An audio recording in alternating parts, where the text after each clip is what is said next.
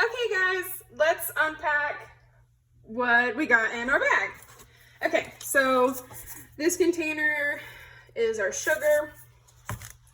This has our savory spices, so salt, pepper, garlic powder. This is our allspice. And then we have oil and apple cider vinegar. The oil is green. Garlic, our potato and our cabbage, our apple, and then our pork chops.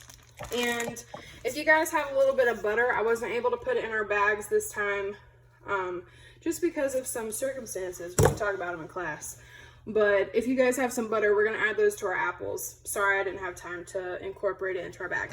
Okay, so equipment wise, if we look on the stove, we're gonna need a large frying pan, like what we used for the chili or the Marrakesh. We're gonna need a small frying pan, and that's gonna be for our braised cabbage. And then we're going to need a saucepan for our apples, okay? So go ahead and get your stuff set up so that we can mise en place, and then we'll get started. First thing that we're gonna do is prep our ingredients like usual. We're gonna prep our produce and save our protein for last. So let's go ahead and do that. Make sure you have your cutting board set up with something underneath it so that it doesn't slide on you, so that we don't accidentally cut ourselves. Okay, let's go ahead and start with our cabbage. You're gonna wanna go ahead and take this outer leaf off because it has some browning on it. And we're gonna use a chef's knife for this. So you can use like the same kind of prep knife that we've been using for a couple weeks. That's just dirty right now, so I'm gonna be using this one. And we wanna cut off this butt down here, and we're gonna discard that. And then really importantly, we want to shave our cabbage as thin as possible. So we can do this with a vegetable peeler like this, and always make sure that we're going away from ourselves. And this is probably gonna be our safer option, but if you wanna work on your knife cuts, we're gonna do the same thing, but with our chef's knife, and we're gonna be cutting as thin as possible, okay? I'm gonna do this with a peeler though, because it's gonna be super quick. So we're gonna just shave across, and any pieces that like fall out or we miss, we're gonna come back and do like a rough chop later, so it's okay. But make sure again that you're peeling away from yourself, because we don't wanna slice our palm. That's a really bad trip to the emergency room, and we don't wanna have that. So just shave across, and this is going to help our cabbage break down faster, so that we're not gonna have to braise it for a really, really long time, because we wanna cook out the bitterness. But to speed up cooking time, the smaller we cut something, the faster it's going to cook. Okay, so once you get down to a small amount like this, where you don't feel comfortable using the peeler anymore, then we're gonna go back to using our chef knife and making really thin cuts, making sure we do our bear claw with our other hand so that we don't cut our fingies. And yes, I just did say fingies. Cool. Okay, so we don't ever scoop with our knife. We're gonna use a bench scraper or something along those lines, our hands, whatever you want. We're gonna kind of scrape this off our cutting board, and we're gonna move onto our apples. However, we want to rinse our knife so that we don't turn our apples purple. So, because we probably should have done our apples first. So if you want to do your apples first at home, go for it. Okay, so we're going to take off our stem, and we don't need to worry about washing it because we're going to peel it. This is also going to help our apples break down and make applesauce quicker. So just peel that super quickly.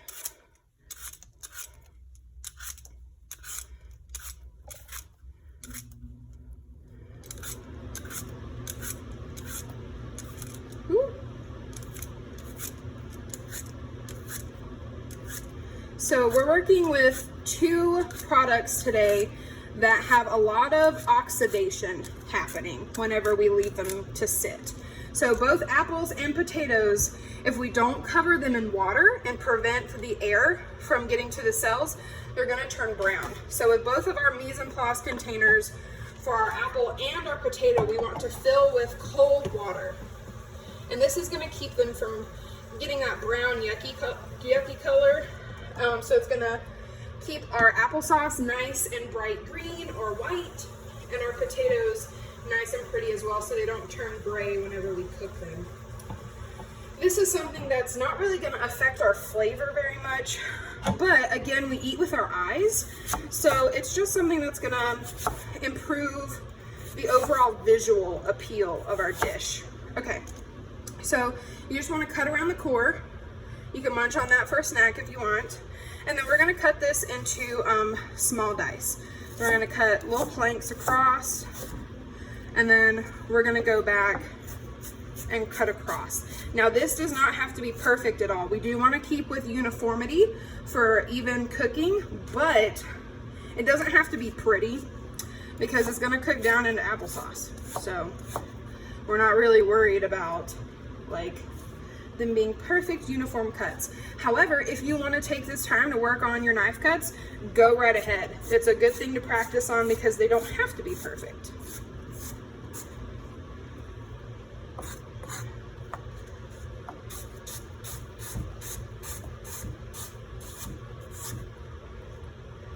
And I'm sorry if it seems like I'm rushing through my cuts. I'm just realized in filming my last video that we spent a lot of time on prep, and kind of wanting to move through that because I think the cooking process is a little more important. You guys can go back and slow down the prep if you want to take your time and see it more in depth. Cool.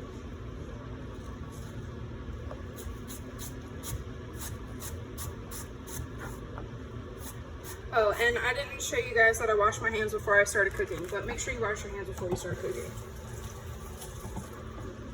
Okay. So we're doing our small thing of water. Also, water is a good way to keep your stuff fresh in the fridge. If you feel like you aren't able to eat your produce fast enough, going ahead and prepping it and then keeping it in containers of water in the fridge helps it stay fresher longer. And that goes for potatoes, carrots, radishes, anything that can get kind of funky. Okay, so we're also going to peel our potato.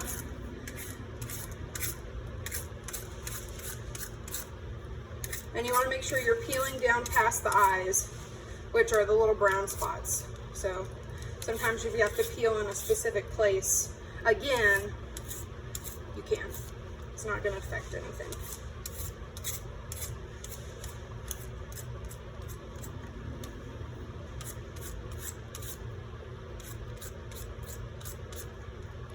So we were going to be doing potatoes and onions.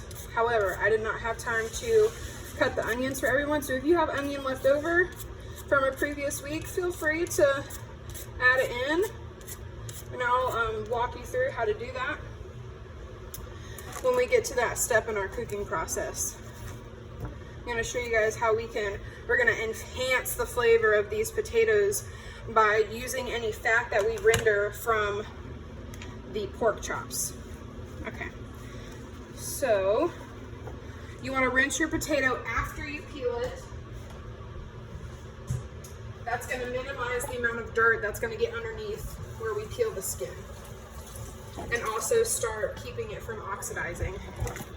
Okay, so with our potato, we are going to cut down through the middle, and you really need to be careful about this part because we're not cutting on a flat surface, and I don't want it to roll on you and cause you to slip and cut your fingers. So be very, very careful. Then we're going to make long kind of French fry like strips, and then we're going to cut across, and we kind of want to maintain that same, a little bit bigger than we did with the apples, but about this size. You compare it to my thumbnail, about the size of your thumbnail, maybe a little bit bigger. So right away after we cut those, we're going to put those in the water so that they don't start to brown. Okay, and I might have to cut this in thirds. It was a little thicker than I thought it was going to be. Okay, so cutting across.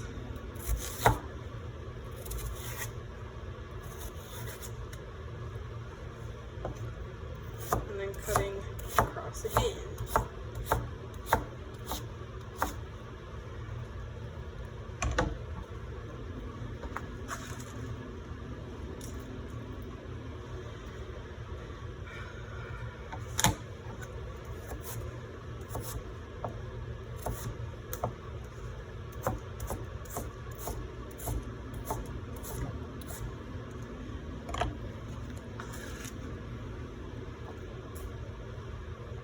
I dropped the potato. Henry, go eat the potato. He said thank you. It was very crunchy.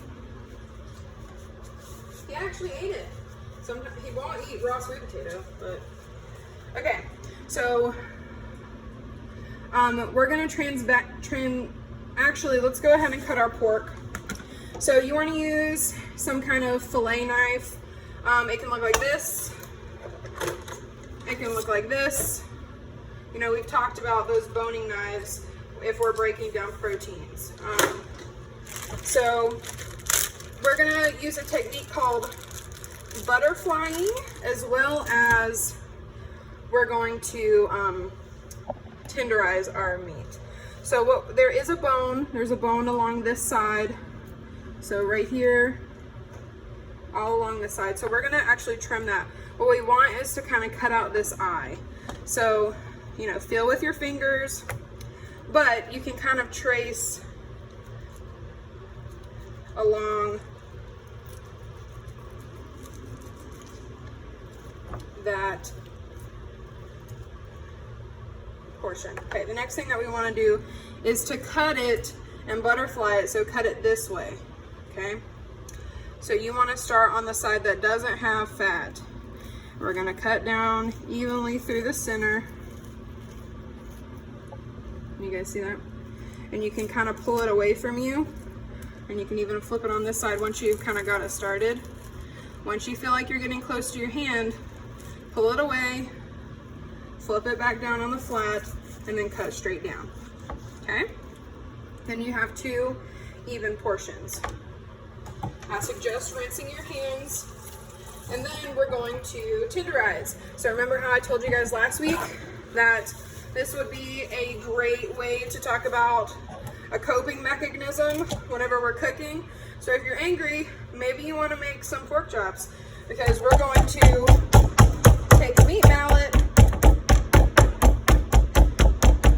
and double it in size like that. So you can see how this is where we started, this is where we want to end up.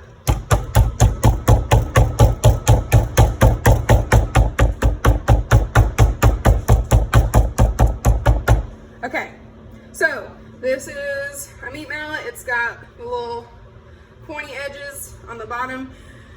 Sometimes they just kind of look like a sledgehammer. If you don't have either of those, you can take the bottom of your skillet and smash it against your pork chop. Okay, so either one of those methods work. We right now are going to go ahead and season our meat. So we're going to take our salt, pepper, and garlic mixture. We're going to make sure it's nice and blended. And we're going to do a little very thin sprinkle over the top. And we're going to season both sides. We're going to start with this side and then season the other side in the pan. Okay, I'm going to switch your camera view to the stove. We'll be right back.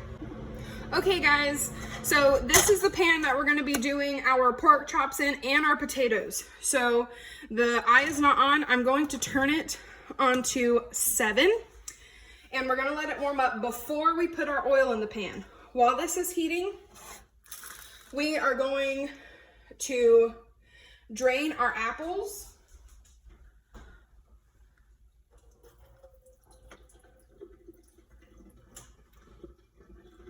most of the way. I still have like just barely enough water to cover them. And we're gonna add this to our saucepan. Can you guys see that? Yeah. And we're gonna turn that on 7 as well. And this is where we wanna add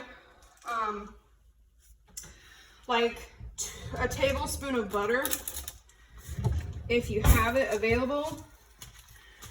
And also,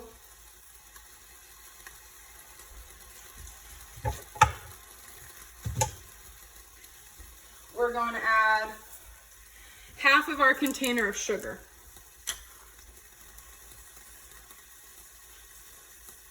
Okay.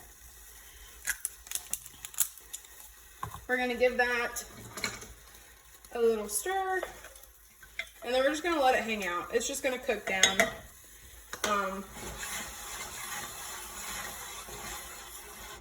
Cool. Okay. That's warming.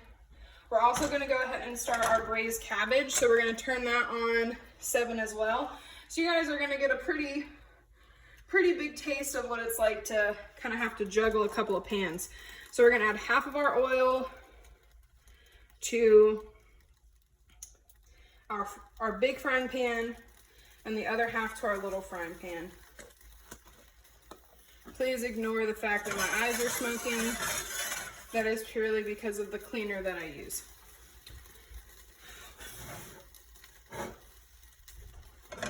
It'll go away in a minute. It's all good, I promise. Okay, so once our oil has heated in our pork chop pan, we're gonna go ahead and add our pork chops. We wanna use some tongs, and we wanna lay them seasoning side down, and we wanna hear that sizzle. Probably could have waited a little bit more for our eye to heat up, but that's okay. So we're just gonna let them chill out. We're waiting on our cabbage pan to heat up. And we also want to go ahead and get a plate out to transfer our pork chops whenever we're done with them. We're gonna turn up our apples.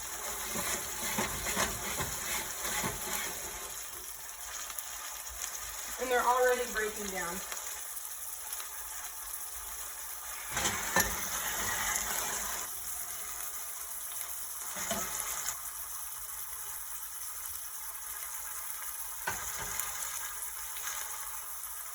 Okay, while we're on that side of our pork chops, we're gonna go ahead and add our seasoning mix to the other side. You don't want to add all of it again because we're going to reserve some for our potatoes as well. So just let that chill out.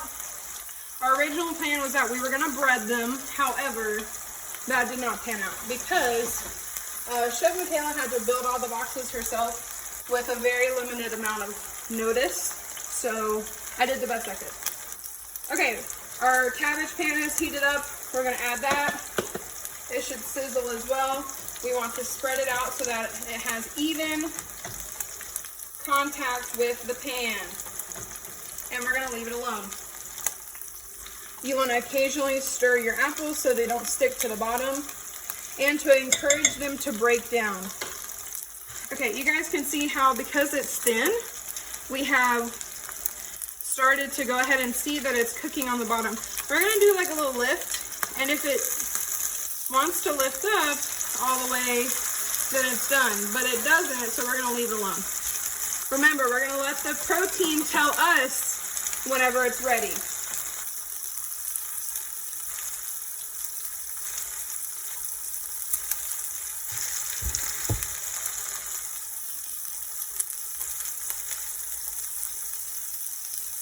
I'm adding a pinch of salt to our cabbage. If you have just some plain salt at home, you'll want to use that. We don't want to use the one that has garlic powder in it. Okay, I think our pork chops, yeah.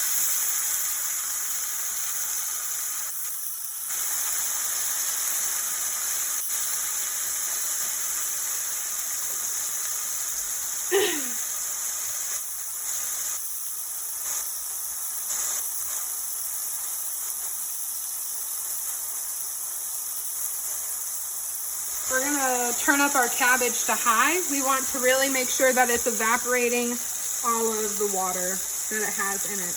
And we're still gonna leave it alone. Stir those apples.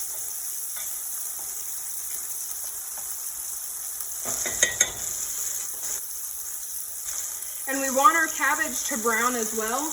We want to build up that fond on the bottom of the pan. That's what's gonna help us have that braising. And the difference between braising and just fried cabbage. When we fry cabbage, we're gonna brown it and then it's done. But braising, we're gonna add liquid back to the pan and then cook it again so it's nice and soft.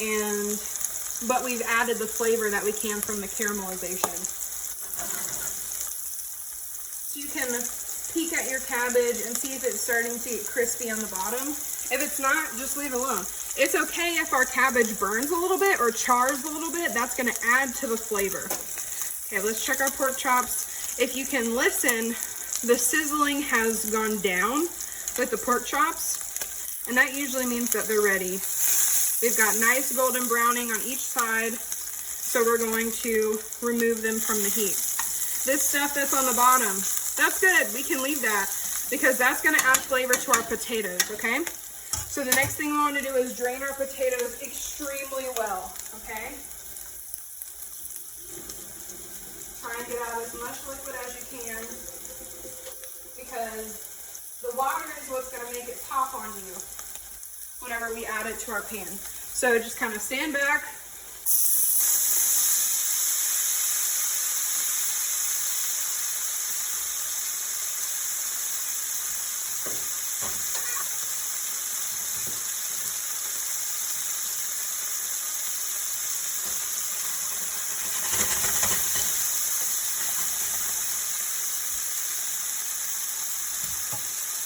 We're actually going to put a lid on our potatoes, so hold on.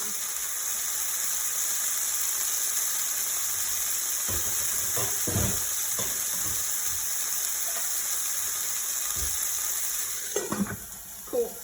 We want to put a lid on there because that's actually going to help them release from the pan.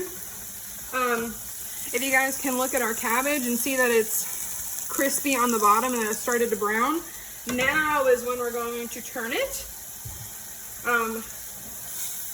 And I used a non-stick skillet so that it doesn't stick. That's what I recommend for you guys to use as well. So just flip it over to a side that hasn't browned yet, and we're gonna leave it alone again. Okay. So I'm kind of smushing my apples a little bit to, again, encourage them to break down. And they've almost cooked out all of the water that was in them. So we're gonna add a little teach more. You might have to do this a couple of times, so keep watching them because we don't want them to burn. And you don't have to add too much water, just enough to cover the bottom of the pan and to encourage them to keep breaking down and making a nice sauce. You can like kind of chop them a little bit.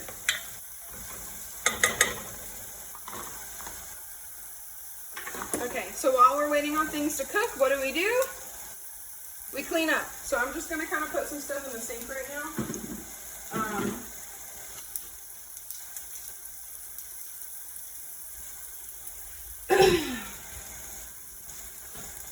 Put your extra proteins away if you have any.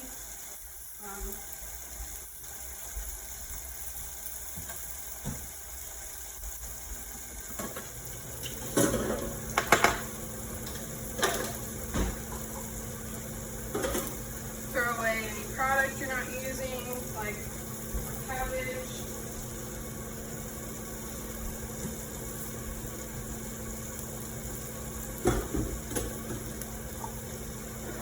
Okay. Our cabbage looks like it has browned some more. We're going to turn it again. And now what we're going to do is we're going to add our apple cider vinegar. And we're going to add a pinch of our allspice, like literally a pinch. You do not want to add a lot, it is very strong. And we're going to kind of swirl that around. And once it looks like our vinegar has evaporated, like this, where there's barely any left in the pan, we are gonna add the rest of our sugar, and then we're gonna add our water to it, okay? You can use the same cup that the sugar was in. We're gonna add 1, and then 2. And we're gonna stir that around, or swirl it around. And then we're gonna turn it on low. We're gonna stir our apples, check on them, give it a little smush.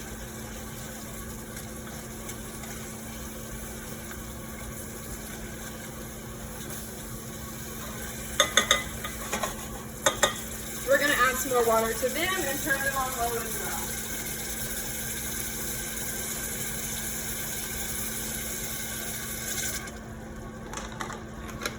Cool. Let's go back over here to our potatoes.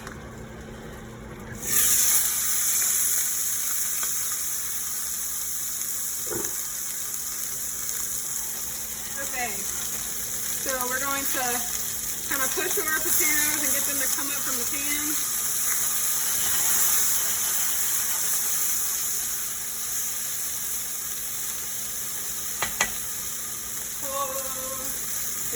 I need a better spatula than this. This is not cutting it. But this is what we want. See that awesome crispy edge?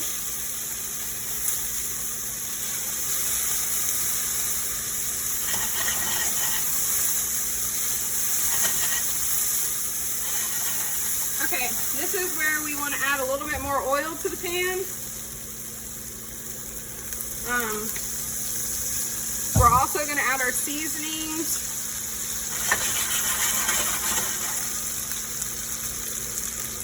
All the rest of our seasonings. We're going to stir it up again. And again, I haven't changed the setting on the heat at all. And then we're going to put the lid back on. Okay.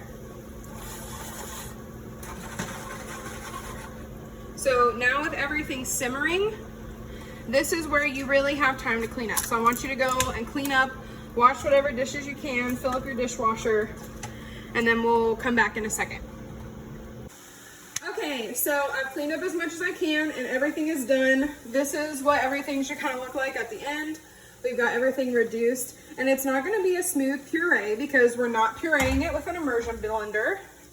This is what our braised cabbage should look like at the end. And then our potatoes should have this nice golden crispy brown. Yum. Okay, so now for plating. So this is like the first dish we've actually plated on a plate, guys. Are we excited? Because I am. Okay, so here's what we're gonna do. We are going to plate down our braised cabbage and our applesauce first. So we're gonna make some vertical lines. So what we wanna do is first plate our potatoes across the plate and trying to keep like a sharp edge. So one side that's a sharp edge. Okay. Do the same thing on this plate.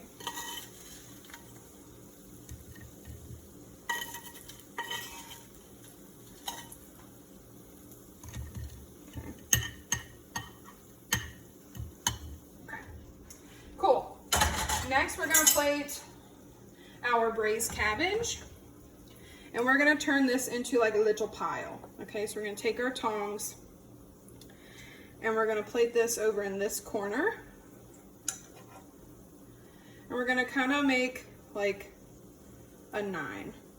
Okay.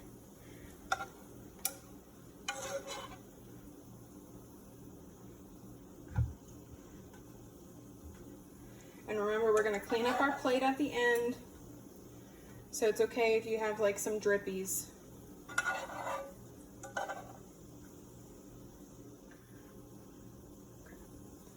So the next thing that we're going to do is plate our pork chops. We can use the same tongs that we used. And we're gonna plate our prettiest side. So, let's see, what do we think? We'll stick with these sides. And we're gonna go across our red cabbage like that.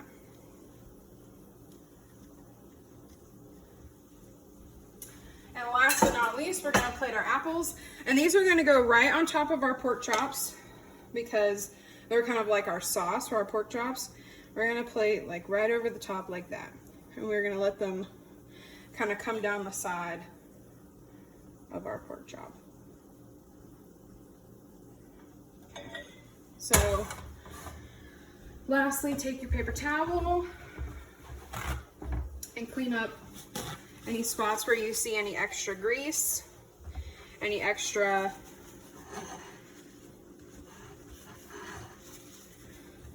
things on the rim of the plate, anything from keeping it looking like sharp and clean. And usually we're gonna plate it where this is coming down directly in front of us. So like this, okay? Awesome. That way we can see everything on the plate, but our height is at our focal point, which is the height of our applesauce. Awesome. Enjoy, guys.